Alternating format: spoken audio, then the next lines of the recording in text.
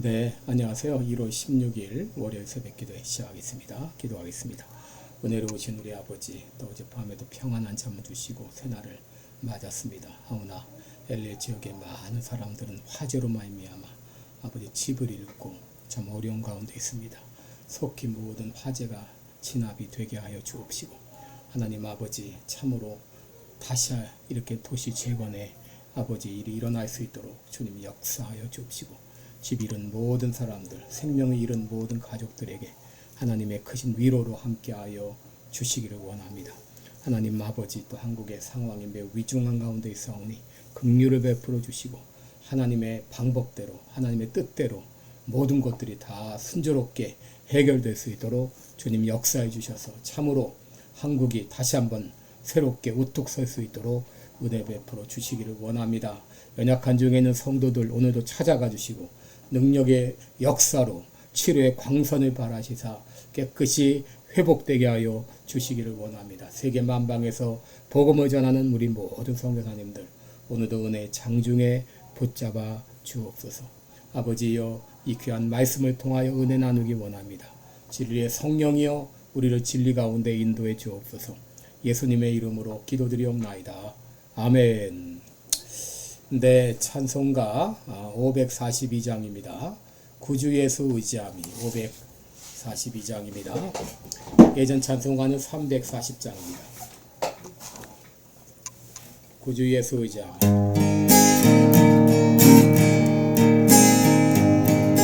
구주 예수 의지함이 심히 기쁜 일이세. 평생 허락받았으니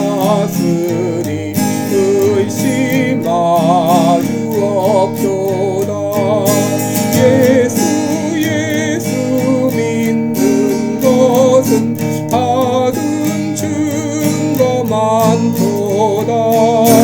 예수 귀한 예수 믿음 더욱 주소서. 구주 예수 의지함이 심히 기쁜 일이세. 주를 믿는 나의 마음 그의 피에 적히네. 예수 믿는 것은 받은 증거 많도다. 예수 귀한 예수 믿음 더욱 주소서. 구주 예수 의지하여 죄악 벗어버리네. 아디가 또 영생함을 주께 모두 얻었네. 예수 믿는 것은 받은 증거 많도다. 예수 귀한 예수 믿음 더욱 주소서. 구주 예수 의지하여 구원함을 얻었네. 영원 무궁지나도록 주여 함께하소서. 예수 믿는 것은 받은 증거 많도다. 예수 귀한 예수 믿음 더욱 주소서.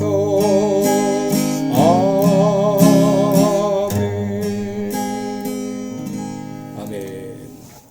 네, 우리 오늘은 창세기 17장 15절부터 보겠습니다. 창세기 17장 15절로 27절까지 제가 읽어드립니다. 창세기 17장 15절부터 읽어드립니다. 하나님이 또 아브라함에게 이르시되 내 아내 사레는 이름을 사레라 하지 말고 그 이름을 사라라라. 내가 그에게 복을 주어 그로 네게 아들을 낳아주게 하며 내가 그에게 복을 주어 그로 열국의 어미가 되게 하리니 민족의 여왕이 그에게서 나리라. 아브라함이 엎드려 웃으며 심중에 이르되 100세 된 사람이 어찌 자식을 낳을까? 사라는 90세니 어찌 생산하리요 하고 아브라함이 이에 하나님께 고하되 이스마엘이나 하나님 앞에 살기를 원하나이다. 하나님이 가라사대 아니라 내 아들 사라가 정녕 내게 아들을 낳으리니 너는 그 이름을 이삭이라 하라. 내가 그와 내 언약을 세우리니 그의 후손에게 영원한 언약이 되리라. 이스마엘에게는 이르러는 내가 내 말을 들었나니 내가 그에게 복을 주어 생육이 중다하여 그로 크게 번성케 할지라. 그가 12방백을 낳으리니 내가 그로 큰 나라가 되게 하려니와 내 언약은 내가 명년이 기한에 사라가 내게 낳을 이삭과 세우리라. 하나님이 아브라함과 말씀을 마치시고 그를 떠나 올라가셨더라. 이 아브라함이 하나님이 자기에게 말씀하신 대로 이날에 그 아들 이스마엘과 집에서 생장한 모든 자와 돈으로 산 모든 자, 곧 아브라함의 집 사람 중 모든 남자를 데려다가 그 양피를 베었으니 아브라함이 그 양피를 벤 때는 99세였고 그 아들 이스마엘이 그 양피를 벤 때는 13세였더라. 당일에 아브라함과 그 아들 이스마엘이 할례를 받았고 그 집의 모든 남자 곧 집에서 생장한 자와 돈으로 이방 사람에게서 사온 자가 다 그와 함께 할례를 받았더라. 아멘. 네, 우리 오늘은 믿음이 있으면 반응한다 이런 제목으로 함께 말씀을 나누겠습니다. 여러분, 우리가 믿음 생활하는 가운데서 내 믿음은 언제 자라는가 참 답답해할 때가 있습니다. 신앙생활 한 지는 오래되었는데 또 말씀은 나름대로 읽는다고 또 읽었는데 또 열심히 예배도 참석했는데 어떤 때는 내 스스로 이 답답함을 느낄 때가 있죠. 그러나 여러분, 콩나물에 물을 주면 자기도 모르는 사이에 콩나물이 이렇게 자라나는 것처럼 여러분, 말씀을 읽으며 열심히 믿음 생활 하다 보면 나도 모르는 사이에 믿음이 자라게 되는 것이죠. 여러분, 창세기 17장은 할례에 대한 내용입니다. 여러분, 우리는 창세기 17장을 보면서 한 가지 의문을 갖게 되는데 그것은 왜 하나님께서 언약의 표징으로 하필이면 남자의 그 생식기의 일부를 잘라내라 하셨는가 하는 것입니다. 여러분, 뉴욕에 가면 마운트 사이나이라는 유명한 병원이 있는데 이 병원의 와인버그 박사는 오랫동안 그 병원에 입원한 환자들을 중심으로 이 자궁암에 대한 조사를 했습니다. 그런데 한 가지 특이한 사실을 발견했는데 그것은 유대인 여성들에게는 자궁암이 발생하지 않는다고 하는 것이었습니다. 또 뉴욕의 벨브 병원의 캐플런 박사도 같은 조사를 했는데 이 병원에서도 똑같은 그런 결과가 나왔다고 합니다. 이 결과를 어떻게 해석할 수 있을까? 오랜 연구 끝에 그들이 내린 결론은 바로 할례였습니다. 여러분, 유대 남자 아이들은 어릴 때 이 할례를 받기 때문에 여러분, 이렇게 어릴 때 포경 수술을 받게 되면은 자궁암의 원인이 되는 그런 스메그나라는 이 박테리아를 비롯해서 여러 병균들이 제거된다고 합니다. 그래서 이 자궁에 관련된 이런 질환이 현저하게 줄어든다고 하는 것이죠. 여러분, 하나님께서 난지 8일 만에 그 어린아이의 표피를 잘라내게 하시는 것도 이렇게 유익하기 때문입니다. 그런데 여러분, 하나님께서 특별히 남자의 생식기 할례를 행하라고 한 더 중요한 이유는 날마다 하나님의 언약을 기억하게 하시기 위함이었습니다. 여러분, 남자들은 보통 하루에 몇 번씩 화장실을 가게 되면서 여러분 용변을 볼 때마다 나는 할례 받은 하나님의 언약 백성이구나, 이것을 기억하게 하시기 위함이 아닌가 이런 생각을 해봅니다. 여러분, 그동안 하나님께서 아브라함의 믿음을 세우기 위해서 얼마나 많은 노력을 하셨습니까? 때로 그를 밖으로 데리고 나가 하늘의 별들을 가르치면서 내 자손이 이와 같을 것이라 라고 말씀하셨어요. 친히 언약식을 거행하면서 이제 그쪽으로 지나가기도 하셨고 또 그의 이름을 아브라함에서 아브라함으로 바꿔주시기도 하셨고 또 땅을 가르치면서 이 땅을 동서남북으로 행하여보라, 이 땅을 너와 내 자손에게 주리라 약속을 하시기도 하셨습니다. 그런데 오늘 또 한 가지 일을 하시죠. 그것은 바로 그 안에 이름을 바꿔주는 것이었습니다. 아내 이름을 사레에서 사라로 바꿔주었습니다. 여러분 15절 보시면 하나님 아브라함에게 말씀하시죠. 아내 사레는 사레라 하지 말고 이름을 사라라 하라. 내가 그에게 복을 주어 그로 내게 아들을 낳아주게 하며 그로 열국의 어미가 되게 하리니 민족의 열왕이 그에게서 나리라. 여러분 사레라는 이름은 프린세스, 공주라는 그 뜻입니다. 좋은 이름이죠. 그런데 하나님께서는 그 이름을 사라로 바꿔주십니다. 이 사라라고 하는 말은 열국의 어미란 뜻입니다. 아브라함이 열국의 아비에라고 이름을 바꿔줬다면 열국의 아비에 걸맞게 그의 아내 역시 열국의 어미가 되어야 되겠죠. 이것은 바로 뭐냐? 바로 사라를 통해 낳은 아들을, 사라가 낳을 아들을 통해서 하나님의 약속이 이루어질 것을 다시 한번 확인해 준 것이죠. 이렇게 했을 때 아브라함의 반응이 무엇이었습니까? 첫째는 웃음이었습니다. 웃었다라고 말합니다. 17절에 보시면 아브라함이 엎드려 웃으며 심중에 이르되 100세 된 사람이 어찌 자식을 낳을까? 사라는 90세니 어찌 생산하리요 하고 아브라함이 하나님께 구하되 이스마엘이나 하나님 앞에 살기를 원하나이다. 여러분 제가 지난번에 이 구절을 소개하면서 아브라함이 믿지 못했다 그런 뜻으로 그런 의미로 말씀을 드렸는데 제가 보니까 또 다른 해석이 있음을 알게 되었습니다. 여러분 여기 이 구절에 보면 아브라함이 웃었다. 이것은 불신의 표현이라고 생각했는데 또 그렇지 않다고 하는 것이죠. 여러분 문자 그대로 우리가 해석을 하게 되면 아브라함이 하나님의 말씀을 믿지 못했고 의심했다 이렇게 말할 수 있습니다. 그 말 그대로 보면 그것은 의심의 말이 분명합니다. 더구나 그 곧 이어 나오는 이스마엘이나 하나님 앞에 살기를 원하나이다.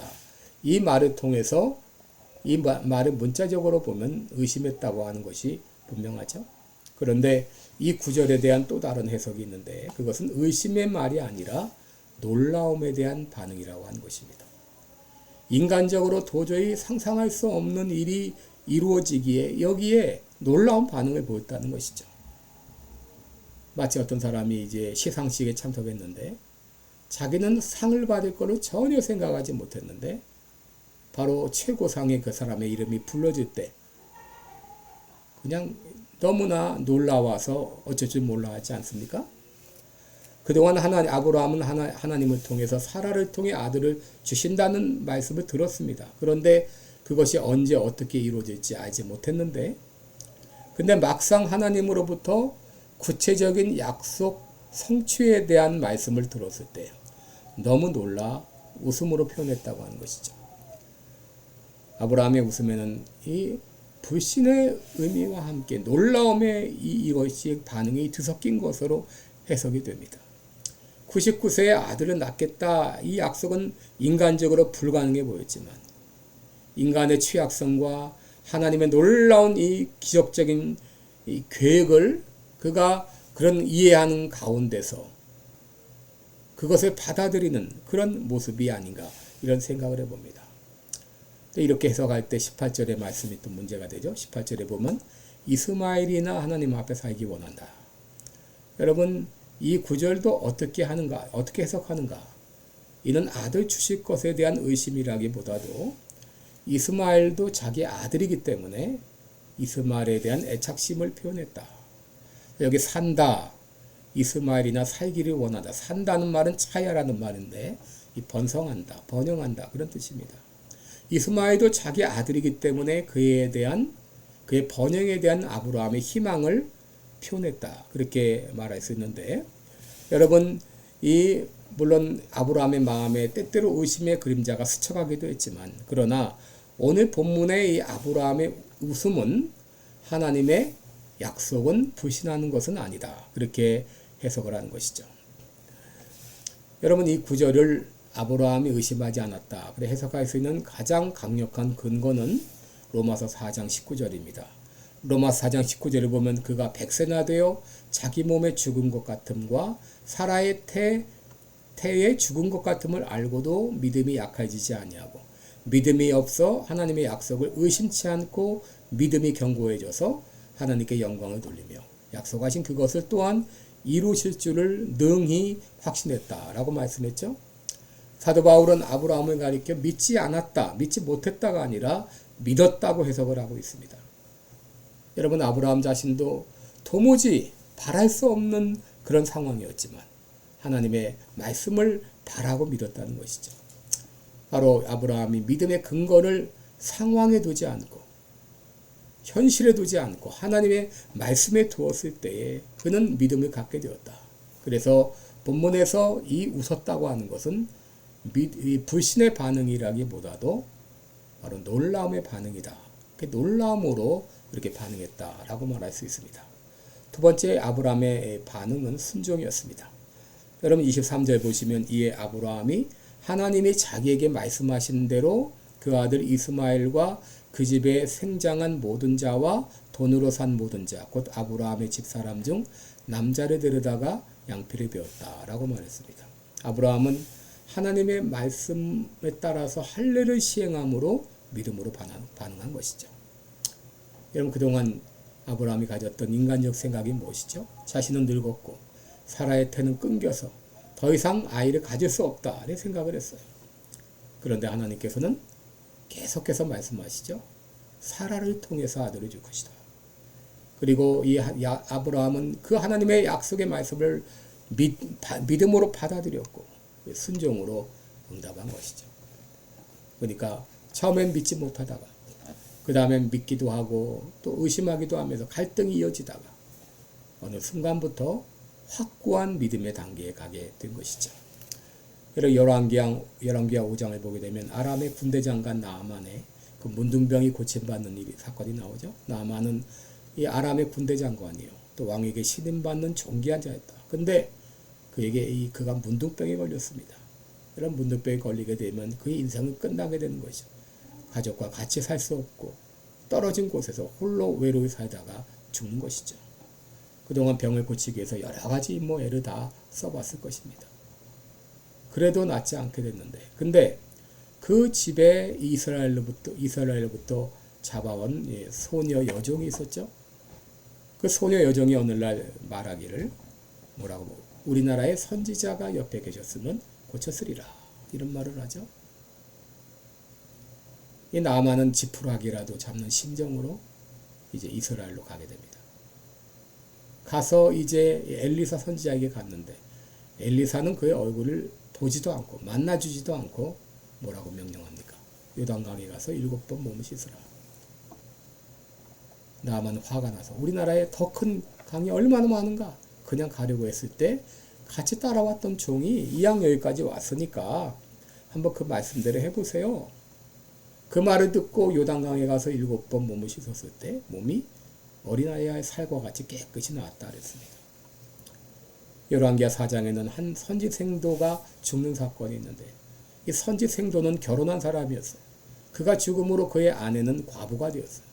더구나 그 집에는 빚을 많이 지고 있었는데 이 빚 때문에 그의 두 아들이 종으로 잡혀가는 그런 신세가 되었어요. 그때 이 선지생도의 이 아내, 이 과부는 엘리사를 찾아가죠. 그래서 얘기했을 때 엘리사가 뭐라고 말합니까? 너 집에 뭐가 있느냐? 기름병 한 병이 있습니다. 네가 이웃에 가서 빌려올 수 있는 대로 다 그릇을 많이 빌려와라. 그리고 기름을 부어라 했더니 그 말씀대로 했을 때 온 그릇에 기름이 가득했다. 그래서 그 기름을 팔아서 이제 빚도 갚고 생활도 했다. 그런 얘기가 나오는데 여러분, 제가 말씀드리고자 하는 것은 무엇입니까? 믿음이 있을 때는 순종으로 반응한다고 하는 것입니다. 때로 여러분, 하나님이 우리에게 이해하지 못할 일을 요구할 때가 있죠. 그럼에도 믿음이 있는 사람은 순종으로 반응합니다. 이 순종은 믿음의 반응이기도 하고 믿음이 있는 사람은 순종하게 되어 있는 것이죠. 순종하는 가운데 또 믿음이 자라나기도 합니다. 아브라함은 하나님께서 할례를 행하라고 하는 하나님의 이상한 명령에 대해서도 즉각 순종함으로 자기 믿음을 표현했습니다. 여러분, 오늘 안에 살아갈 때 인간적인 생각에는 노라고 말하시고 하나님의 말씀에는 예스라고 말하시기 바랍니다. 그리고 하나님의 말씀에는 믿음으로 반응하고 또 순종으로 반응함으로 말미암아 올 한 해 동안 여러분의 믿음이 더욱더 굳건한 반석 위에 서시기를 주님의 이름으로 축원합니다. 기도하겠습니다. 은혜로우신 우리 아버지, 우리가 믿노라 하면서 때때로 믿지 못하고 참 의심할 때가 많이 있습니다. 그러나 하나님, 아브라함의 믿음을 세워주시기 위해서 얼마나 많이 노력하셨습니까? 그 결과 아브라함은 믿음의 반석 위에 서게 되었습니다. 이 믿음 있는 사람은 믿음에 반응을 합니다. 하나님 아버지, 올 한 해 우리가 살아갈 때 말로만 믿음이 있노라 하지 않게 하시고 믿음의 열매, 믿음의 반응을 보이며 살아가는 우리들 되게 주옵소서. 예수님의 이름으로 기도드리옵나이다. 아멘. 네, 오늘도 복되고 은혜로운 하루 되시기를 축원합니다. 고맙습니다.